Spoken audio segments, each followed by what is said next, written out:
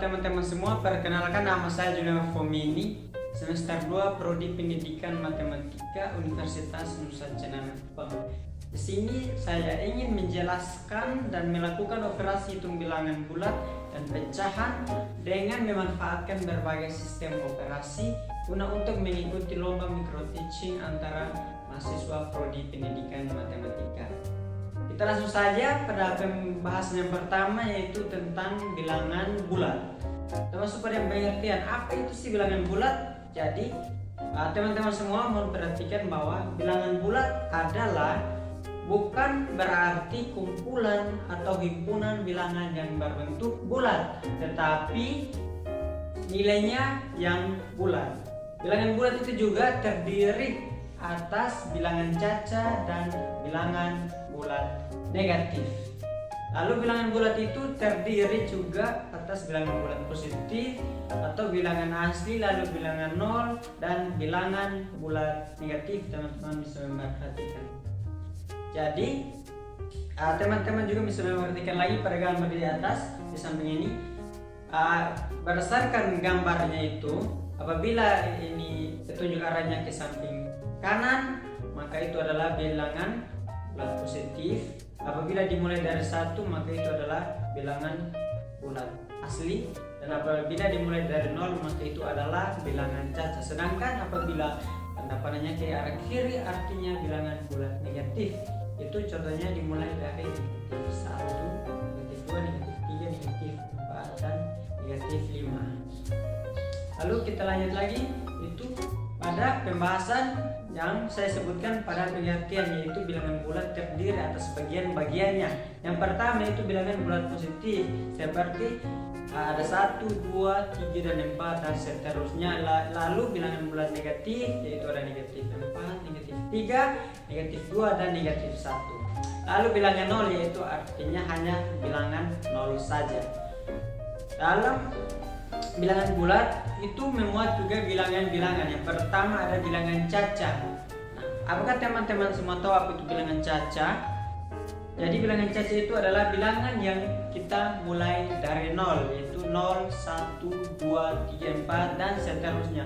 Lalu yang kedua yaitu bilangan asli, yaitu bilangan yang dimulai dari 1. Teman-teman bisa memperhatikan 1, 2, 3, dan seterusnya. Lalu yang berikutnya itu ada bilangan genap. Apa itu bilangan genap? Artinya bilangan yang bisa dibagi dengan 2, yang habis dibagi dengan 2. Misalnya ada 2, 4, 6, 8, dan seterusnya. Selanjutnya ada bilangan ganjil, yaitu bilangan yang tidak habis dibagi oleh 2 atau bersisa. Itu misalnya ada 1, 3, 5, 7, 9, dan seterusnya. Lalu ada juga bilangan prima. Apa itu bilangan prima? Artinya bilangan asli yang habis dibagi oleh bilangan 1 atau bilangannya itu sendiri, yaitu ada 2, 3, 5, 7, dan seterusnya. Lalu kita masuk lagi teman-teman semua pada operasi hitung pada bilangan bulat. Yang pertama kita memulai dari penjumlahan. Teman-teman semua memperhatikan. Yang pertama itu penjumlahan dan pengurangan, itu ada berlaku 4 sifat. Kita misalkan yang pertama ada A tambah B sama dengan A tambah B. Yang kedua A kurang B, yaitu sama dengan A kurang B. Yang ketiga ada negatif A tambah negatif B sama dengan, yaitu negatif A tambah B. Dan yang keempat ada A kurang negatif B sama dengan A tambah B. Kita masuk pada contoh soal. Itu yang pertama ada 4 tambah 3 sama dengan 7. 7 ya, sesuai dengan sifat yang pertama. Lalu yang kedua 6 kurang 4 sama dengan 6 tambah dalam kurung negatif 4 sama dengan 2. Lalu yang ketiga yaitu negatif 3 ditambah dengan negatif 2 sama dengan negatif dalam kurung 3 tambah 2 sama dengan negatif 5. Dan contoh yang keempat seperti pada operasi sifat yang keempat, yaitu 9 kurung negatif 5 sama dengan 9 tambah 5 sama dengan 14. Lalu selanjutnya kita masuk pada poin 2, yaitu operasi pada perkalian dan pembagian. Nah, yang pertama itu untuk perkalian. Perkalian merupakan itu penjumlahan secara berulang. Kita misalkan contohnya itu 3 kali 5, berarti 5 ditambah sebanyak 3 kali, yaitu 5 tambah 5 tambah 5 sama dengan 15 ya. Maka berlaku sifat-sifat sebagai berikut. Yang pertama, teman-teman bisa memperhatikan semua. A kali B sama dengan AB, A kali dalam kurung negatif B sama dengan negatif AB. Yang ketiga, negatif A kali B sama dengan negatif AB. Dan yang keempat ada negatif A kali negatif B sama dengan AB. Lalu kita masuk pada contoh soalnya, yang misalkan yang pertama sesuai dengan sifat yang pertama juga, yaitu 5 kali 6 sama dengan 30. Yang kedua ada 4 kali negatif 7 sama dengan negatif 28. Yang ketiga ada negatif 3 dikali dengan 4 sama dengan negatif 12. Dan yang keempat ada negatif 6 dikali dengan negatif 7, yaitu sama dengan 42. Lalu kita masuk yang kedua, yaitu sifat operasi pada pembagian. Pembagian itu merupakan kebalikan atau inverse dari suatu perkalian. Kita misalkan contoh 30 bagi 5 sama dengan 6 kali 5 sama dengan 30. Maka berlaku sifat-sifat sebagai berikut. Yang pertama, A bagi E sama dengan A per B. Yang kedua, A bagi negatif B sama dengan A negatif A per banding B. Yang ketiga ada negatif A bagi B sama dengan negatif A bagi B. Dan yang keempat, sifat yang keempat yaitu negatif A dibagi dengan negatif B, maka hasilnya A per B. Lalu kita masuk pada pengertian bilangan pecahan. Apa sih itu bilangan pecahan? Teman-teman bisa memperhatikan pada gambar di samping. Jadi bilangan pecahan itu merupakan bilangan yang dapat kita nyatakan dalam bentuk A dan B dengan bilangan bulat dan B sama dengan 0. Nah, di mana untuk bilangan bulat A itu kita sebut sebagai pembilang, tentunya teman-teman juga sudah tahu, dan B sebagai penyebut. Dan pada hakikatnya untuk transaksi dalam bilangan pecahan adalah bagaimana cara kita untuk menyederhanakan pembilang dan penyebut. Nah, berikutnya kita akan masuk pada pembahasan tentang macam-macam bilangan pecahan. Ada berapa? Ayo kita simak teman-teman semua. Yang pertama yaitu pecahan biasa, pembilangnya lebih kecil dari penyebutnya. Contohnya A per B, maka A-nya lebih kecil dari B. Contoh 3 per 5, 7 per 8, 9 per 11. Yang lebih kecil yaitu pembilangnya, yaitu ada 3, 7, dan 9. Sedangkan penyebutnya itu lebih besar, ada 5, 8, dan 11.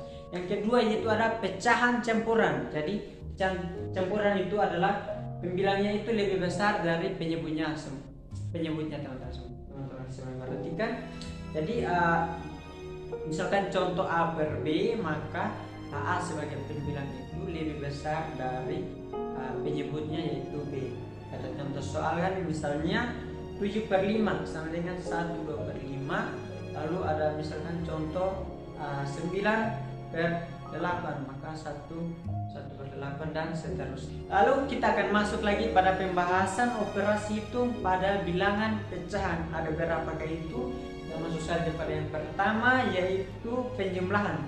Penjumlahan pada pecahan biasanya penyebutnya disamakan dulu baru kita dijumlah. Misalkan contoh 1 tambah 4 tambah 2 per 4, maka penyebutnya sudah sama, berarti kita langsung saja hasilnya yaitu 3 per 4. Bagaimana bila penyebutnya berbeda? Misalkan contoh soal yaitu ada 1 per 3 ditambah dengan 2 per 4, penyebutnya berbeda. Bagaimana caranya? Yaitu yang pertama kita cari terlebih dahulu KPK-nya, disamakan. Setelah dapat KPK-nya lalu kita mencari hasilnya. Misalkan 1 per 3 tambah 2 per 4, maka KPK dari 2 dan 3 KPK dari 3 dan 4 yaitu 12, sehingga sama dengan 4 per 12 ditambah dengan 6 per 12 sama dengan 10 per 12 sama dengan 10. Kita bagi dengan 2 supaya bisa disederhanakan, begitu punya juga dengan 12 terjadi dengan 2, maka kita mendapatkan hasil 5 per 6.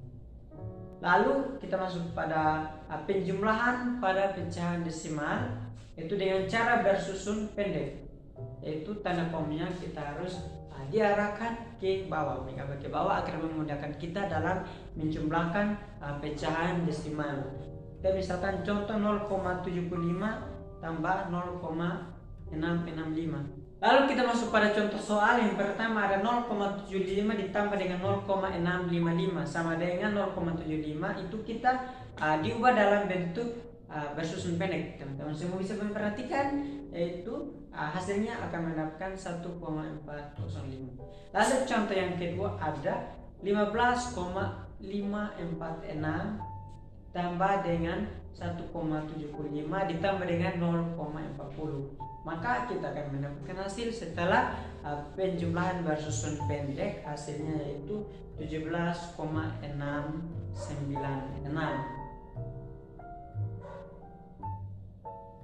Lalu kita masuk lagi teman-teman semua pada poin yang kedua, yaitu pengurangan.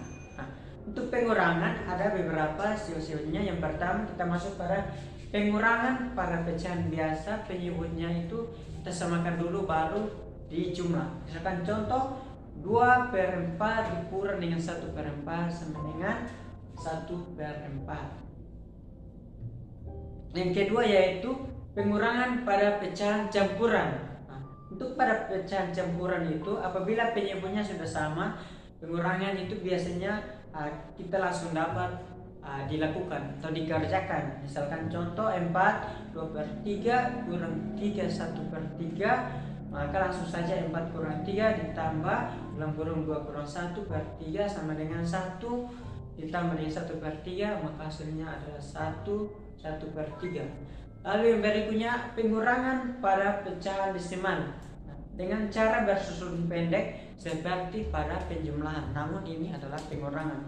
Contohnya yaitu 1,25 dikurang dengan 0,65, maka kita buat dalam bentuk pengurangan bersusun pendek, yaitu 1,25 dikurang dengan 0,65, maka kita akan mendapatkan hasilnya yaitu 0,60. Contoh yang kedua yaitu 13,54 dikurang dengan 1,75, maka kita ubah juga dalam bentuk pengurangan bersusun pendek, maka hasilnya 11,79.